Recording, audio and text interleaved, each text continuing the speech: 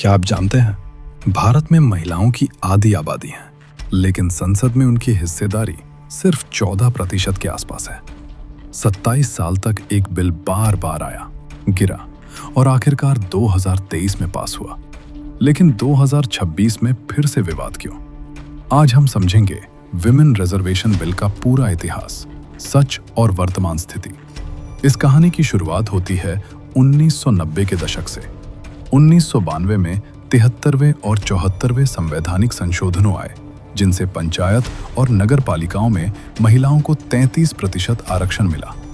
यहीं से सवाल उठा, जब गांव में रिजर्वेशन हो सकता है तो संसद में क्यों नहीं? 1996 में पहली बार विमेन रिजर्वेशन बिल पेश हुआ, लेकिन राजनीतिक सहमति नहीं बनी। बार बार लोकसभा भंग हुई और बिल बार बार लैप्स होता गया। 2008 में फिर से प्रयास हुआ, 108वें अमेंडमेंट बिल। 2010 में राज्यसभा से पास भी हो गया, लेकिन लोकसभा में पास नहीं हो पाया। अगले 13 साल तक ये मुद्दा ठंडे बस्ते में चला गया।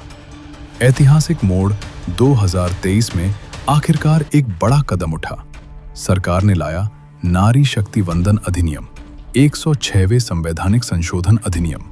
इस कानून के मुख्य प्रावधान, संसद और राज्य विधानसभाओं में 33% सीटें महिलाओं के लिए आरक्षित। SC/ST सीटों में भी महिलाओं के लिए रिजर्वेशन लागू। रिजर्वेशन 15 साल तक लागू रहेगा। सीटें रोटेशन के आधार पर बदलेंगी। संसद में ये बिल भारी बहुमत से पास हुआ। लोकसभा 454 वोट समर्थन में, राज्यसभा सर्वसम्मति से पास। राष्ट्रपति की मंजूरी के बाद यह कानून बन गया, लेकिन इम्प्लीमेंटेशन में डिले क्यों? अब सबसे बड़ा सवाल, अगर कानून बन गया तो लागू क्यों नहीं हुआ? कारण, इस कानून में एक शर्त है, पहले सेंसस होगा, फिर डिलिमिटेशन, सीटों का पुनर्विन्यास होगा, उसके बाद ही रिजर्वेशन लागू होगा। इसलिए यह संभव है कि 2029 के चुनाव से पहले लागू न हो पाए। 2026 में इस मुद्दे पर फिर बहस तेज हो गई। एक नया संशोधन बिल लाया गया, लेकिन संसद में पास नहीं हो पाया। विवाद क्यों हुआ? इसे डिलिमिटेशन से जोड़ दिया गया। दक्षिण भारत के राज्यों ने विरोध किया। विपक्ष ने कहा, महिला आरक्षण के नाम पर राजनीतिक बदलाव। वहीं सरकार का महिलाओं की भागीदारी बढ़ाने का बड़ा कदम है। फिलहाल स्थिति, 2023 का कानून लागू है, लेकिन पूरी तरह इम्प्लीमेंटेशन अभी बाकी है। ये बिल क्यों महत्वपूर्ण है?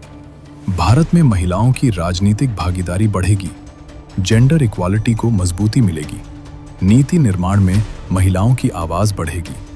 लोकल लेवल पर इसका असर पहले ही दिख चुका है, अब राष्ट्रीय स्तर पर इसका प्रभाव दिखेगा। विमेन रिजर्वेशन बिल सिर्फ एक कानून नहीं, ये भारत के लोकतंत्र को ज्यादा समावेशी बनाने की कोशिश है। लेकिन असली सवाल अभी भी बाकी है, क्या यह 2029 तक लागू हो पाएगा, या फिर ये भी 27 साल की कहानी की तरह लंबा इंतजार बनेगा?